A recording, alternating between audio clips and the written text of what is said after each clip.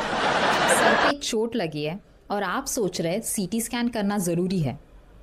अब हर head injury cases में CT scan करना ज़रूरी नहीं होता है, बट कुछ साइंस एंड सिम्टम्स होते हैं जो हेड इंजरी के बाद अगर हो तो सीटी स्कैन डिले करना भी डेंजरस हो सकता है। नमस्कार, मैं हूँ doctor Veena, a qualified emergency medicine consultant. इस वीडियो में हम देखेंगे कि हेड इंजरी के बाद ऐसे कौन से साइंस एंड सिम्टम्स होते हैं जिसे रेड फ्लैग साइंस कहेंगे हम। वो अगर हो तो आपको पेशेंट को तुरंत ही इमरजेंसी डिपार्टमेंट में लेके जाना है और सीटी स्कैन करवाना है। और ये हम दो सिनारियोज में देखेंगे। फर्स्ट, अडल्ट्स यानी कि more than 16 years of age, and second, children यानी कि less than 16 years of age. अब बात करते हैं पहले अडल्ट्स की। अगर अडल्ट्स में हेड इंजरी होता है तो कौन से रेड फ्लैग साइंस देखने हैं? फर्स्ट, कंफ्यूज्ड बिहेवियर या फिर ड्राउजीनेस। ड्राउजीनेस का मतलब है कि पूरी तरह से अलर्ट ना होना, थोड़े से बेहोशी में लगना, थोड़े से नींद में है ऐसा लगना, इसे ड्राउजीनेस कहते हैं। सेकेंड, हेड इंजरी के बाद एक्सेसिव वॉमिटिंग होना। थर्ड, हेड इंजरी के बाद अकड़ी या फिर सीजर या फिर फिट आना। फोर्थ, हेड इंजरी के बाद किसी भी एक बॉडी पार्ट में यानी कि एक हाथ, एक पैर या फिर one side of the body में वीकनेस आना। Fifth, age more than 65 years of age. Sixth, basal skull fracture के साइंस। अब बेजल स्कल फ्रैक्चर के कौन से साइंस है?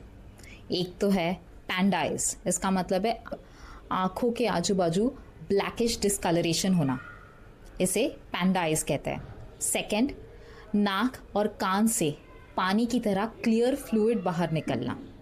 एंड थर्ड, कान के पीछे ब्रूजिंग या फिर काला नीला सा हो जाना। ये सब बेजल स्कल फ्रैक्चर के साइंस है। यानी कि अगर जिस तरह से एक्सीडेंट हुआ है या फिर ट्रॉमा हुआ है वो मैकेनिज़्म बहुत ही डेंजरस है, जैसे कि बहुत ही लंबी हाइट से नीचे गिर गया है या फिर high speed motor vehicle collision में एक्सीडेंट हुआ है। ये सारे सिचुएशंस में आपको पेशेंट को इमीडिएटली इमरजेंसी डिपार्टमेंट में लेके जाना है और सीटी स्कैन करवाना है। अब बात करते हैं बच्चों के बारे में। बच्चों के बारे में थोड़े से साइन सिम्टम्स डिफर होते हैं अडल्ट से। इसमें कुछ हाई रिस्क है, कुछ इंटरमीडिएट साइंस है। दोनों ही सिचुएशन में आपको अपने बच्चे को इमरजेंसी डिपार्टमेंट में लेके जाना है।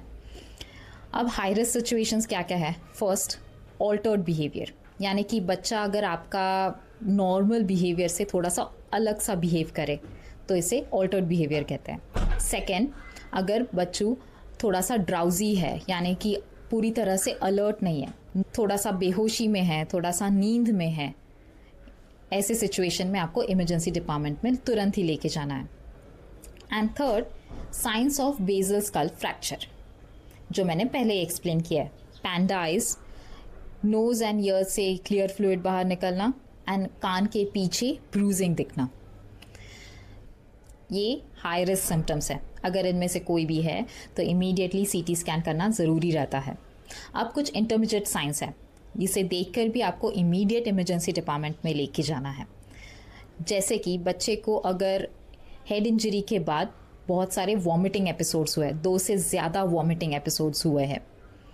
सेकेंड, अगर हेड इंजरी के वक्त बच्चा बेहोश हुआ था, यानी कि लॉस ऑफ कॉन्शियसनेस का एपिसोड हुआ था। थर्ड, अगर बच्चे को सिवियर हेडेक हो रहा है। एंड फोर्थ, अगर एक dangerous mechanism of injury involve है तो सेम जैसे मैंने पिछली बार बताया कि एक लंबी हाइट से नीचे गिरा है या फिर high speed motor vehicle collision में इन्वॉल्व है। ऐसे सिचुएशन में आपको बच्चे को इमीडिएटली इमरजेंसी डिपार्टमेंट में लेके जाना है। सो टू कंक्लूड और टू कंफ्यूज ना करने के लिए बेसिकली दोनों में, अडल्ट एंड बच्चे में, कुछ रेड फ्लैग साइंस कॉमन है, जैसे कि loss of consciousness, altered behaviour, head injury के बाद एक्सेसिव वॉमिटिंग होना या फिर वेरी डेंजरस मैकेनिज्म में इन्वॉल्व होना। ये सारे चीज़ें हाई रिस्क कैटेगरी में आते हैं और इन्हें बिल्कुल भी इग्नोर नहीं करना है। और आपको उन्हें इमीडिएटली इमरजेंसी डिपार्टमेंट में लेके जाना है और सीटी स्कैन करवाना है। बच्चों में यूजुअली हम लोग अननेसेसरी सीटी स्कैन अवॉइड करते हैं क्योंकि सीटी स्कैन में रेडिएशन एक्सपोजर होता है, तो अननेसेसरी सीटी स्कैन अवॉइड करना इज़ बेटर। आई होप आपको सारे red flag science and symptoms समझ गए हैं, और इनमें से अगर कोई भी है तो आपको क्या करना है, आपको इमीडिएटली इमरजेंसी डिपार्टमेंट में जाना है और सीटी स्कैन करवाना है। से ही इमरजेंसी मेडिकल सिचुएशंस के बारे में और जानने के लिए मेरे चैनल को सब्सक्राइब कीजिए। धन्यवाद।